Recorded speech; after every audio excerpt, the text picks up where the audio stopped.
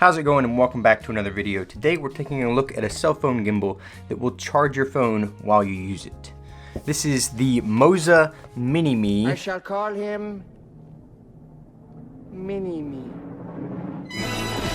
Pretty much the too long didn't read version of this review is it's a great gimbal, it does a good job, it's got some nice features, and the app is lackluster. So let's get into it. Let's go ahead and unbox this thing. Inside the white box is a black box. And inside the black box is paperwork and stickers, and also this snazzy looking carbon fiber case here. It's got a little bit of squish to it, but it definitely feels like it's robust enough to protect your gimbal and your cell phone and what other accessories you stuff in here. Inside of that, we have got a tiny little baby tripod, which this thing is great for stationary shots, time lapses, various things that you can do with this gimbal, and your cell phone. It's got a micro USB cord for charging, as well as the gimbal itself. And it's got a couple little straps to hold your stuff down, and that's it for the case. Okay, so this gimbal here will run you $99 in the United States. It has got 10-hour battery life.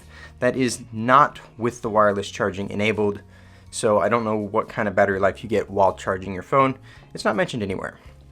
It'll hold 300 grams or 10 ounces roughly, which for reference, a Galaxy S9 Plus is about 190 grams.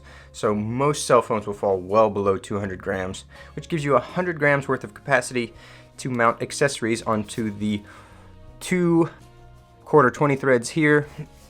And then there are also two more quarter 20 threads, one on the back, one on the bottom, for mounting additional accessories still.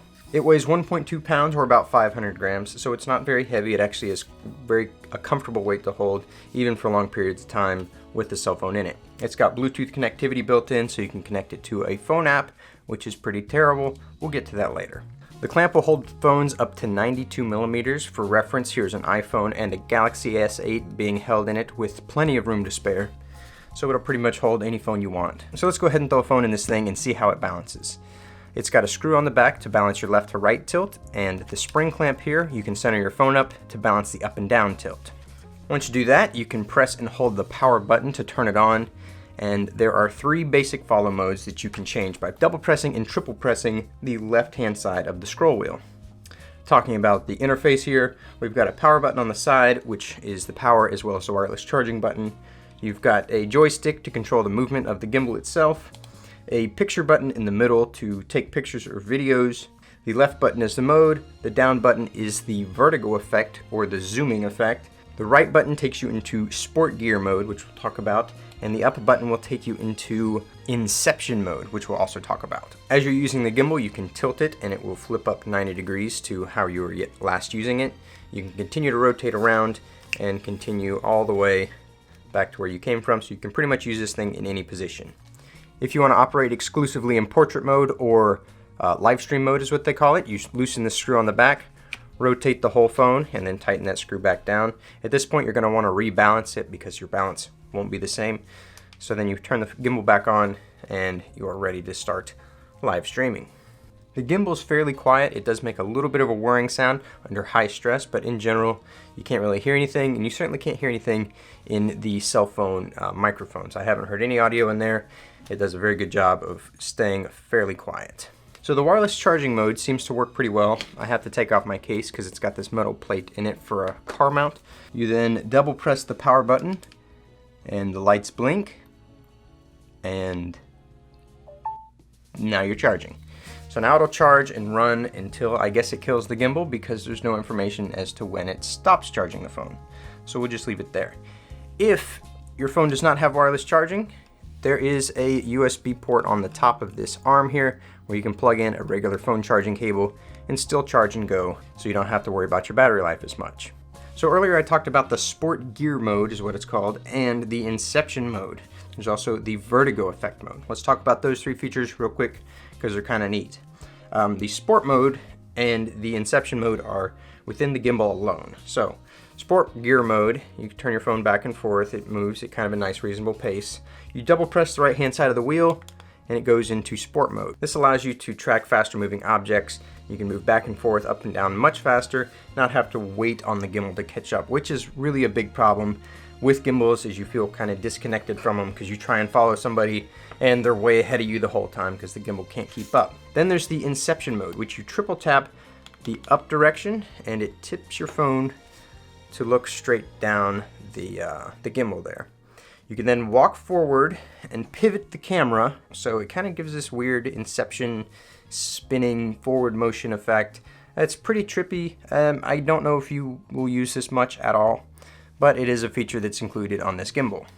Finally, there is the vertigo zoom effect, but that's kind of within the app, so let's go ahead and talk about the app.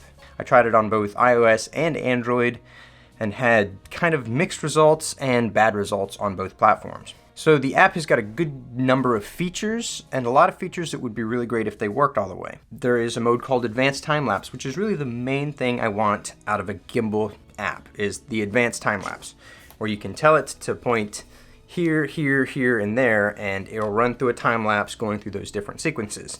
Most of the time, it wouldn't even let me add any keyframes to it. It would just not let me hit OK. I could then jump ahead to the next steps, hit the start button, and nothing would happen again. The face tracking, or the object tracking in general, worked pretty well. It did a pretty good job. Here's a few examples of that working well, but there was a couple weird things. With the iPhone in particular, whenever I would try to do something with the app that interacted with the phone and the gimbal at the same time, like face tracking or the advanced time lapse, the phone would completely shut off, boot back up, be at 10% battery, regardless of how charged it was before, and then I'd have to reboot again, plug it up to charge before I could really try anything else, and it was really, really aggravating. I did update iOS, and it seems to have helped, but it's still kind of finicky. The dolly zoom feature, or the vertigo effect feature, I forget what they call it, works pretty well, and it's kind of an interesting effect. Here's an example of it working on the iPhone, and here's an example of it working on Android. Android was a lot more difficult to control. It seemed to zoom a lot faster, and in general it was lower quality, a little bit more herky-jerky zooming through that mode. Recording through the app on Android is limited to 1080p 30 frames a second, whereas iOS will go all the way up to 4K 30 frames a second. So that's kind of a bummer to be limited by that, but it is what it is. In general, the app is not loved by many because the reviews for it on both systems are terrible, in the mid 2 stars kind of range, and so most people are having a pretty rough time with this app. Alright, so I think that's just about everything, so let's go and check out some footage shot on these phones and on this gimbal.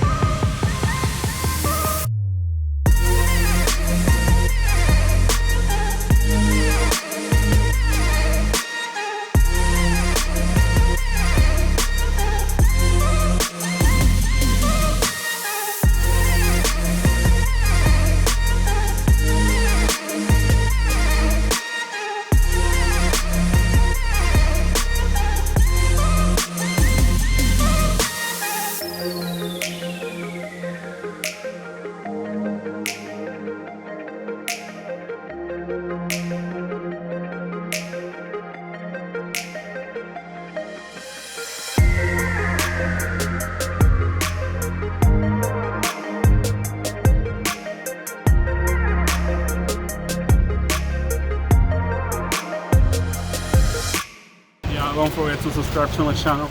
Yeah. No, I don't have a channel. Check him out on Instagram though. He takes some great pictures. What was your? You're the photographer. Yeah. How did you get that name? I mean, it's not that. If you pay attention, I'm missing one O. Oh. So yeah. Okay. Don't follow the other guy. Alright, so in general, I like this gimbal. It does a good job with stabilizing stuff. It's got some charging features that are not available on other gimbals, and the controls are pretty straightforward, and it's got a couple neat movement features. The app is terrible. all gimbal apps seem to be terrible. I don't know why they can't get just a few basic features to work, but maybe in the future they'll eventually get that right. But anyways, if you liked this video, hit that like button. If you want to see more, go ahead and subscribe, and we'll see you in the next one.